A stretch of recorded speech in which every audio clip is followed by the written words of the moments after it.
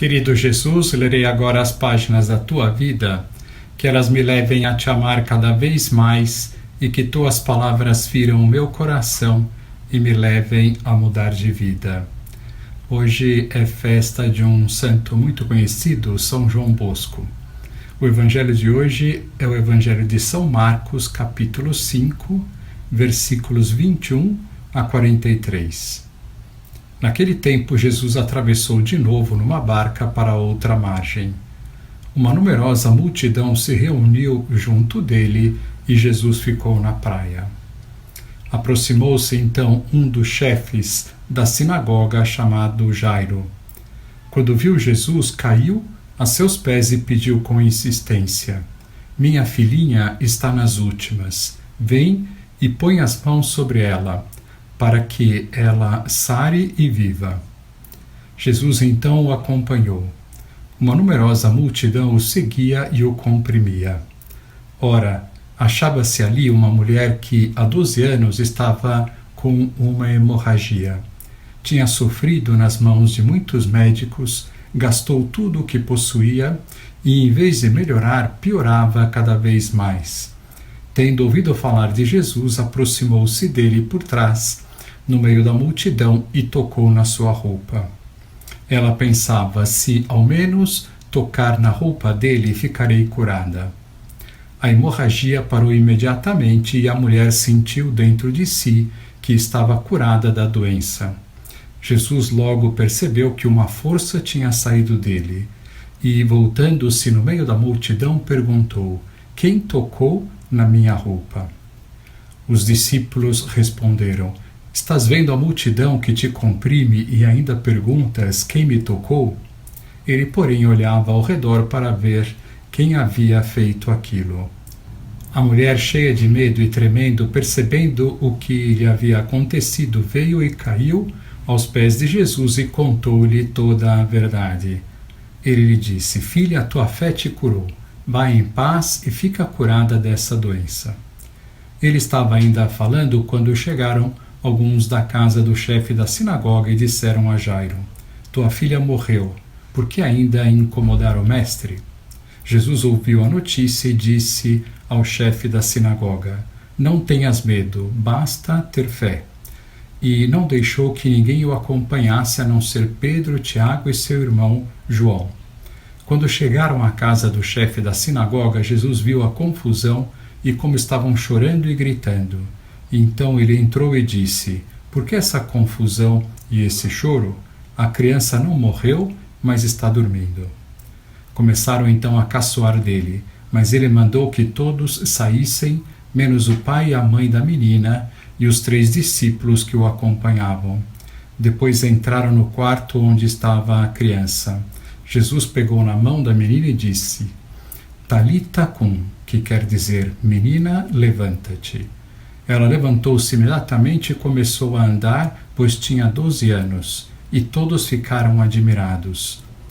Ele recomendou com insistência que ninguém ficasse sabendo daquilo, e mandou dar de comer à menina.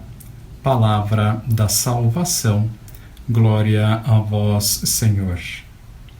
Vamos olhar para Jesus. São Marcos, no evangelho de hoje, nos apresenta a narração de 2 curas milagrosas operadas por Jesus em favor de 2 mulheres em uma única narrativa: a ressurreição da filha de um dos chefes da sinagoga, chamado Jairo, e a recuperação da saúde de uma mulher que sofria de hemorragia e por isso conhecida como hemorroíça.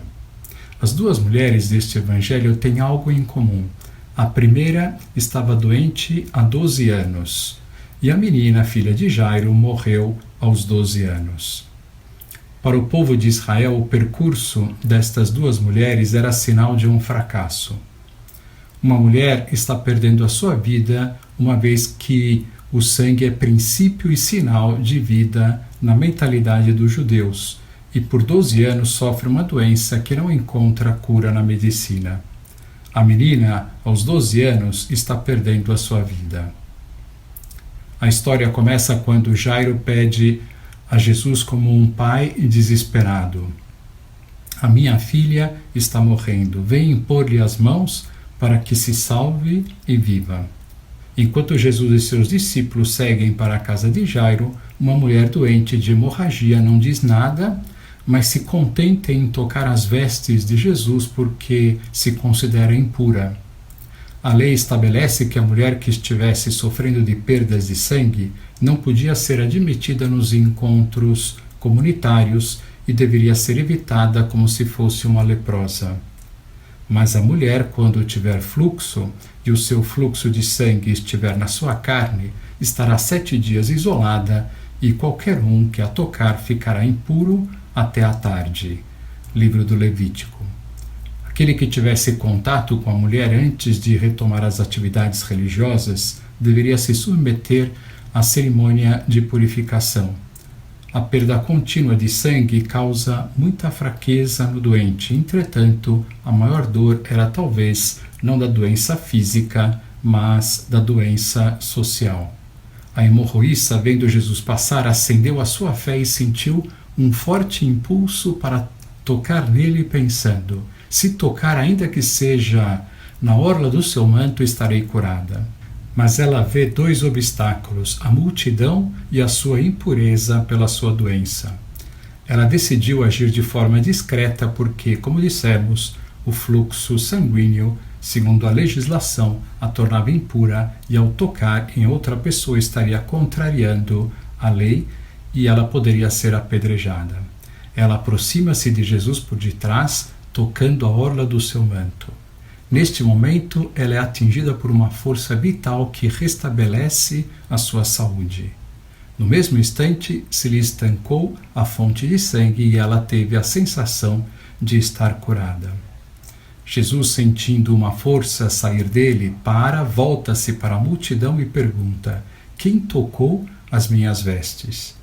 Assustada ao ser descoberta pela pergunta e pelo olhar de Jesus, trêmula e com medo, ela se apresenta e Jesus lhe diz: filha, a tua fé te salvou.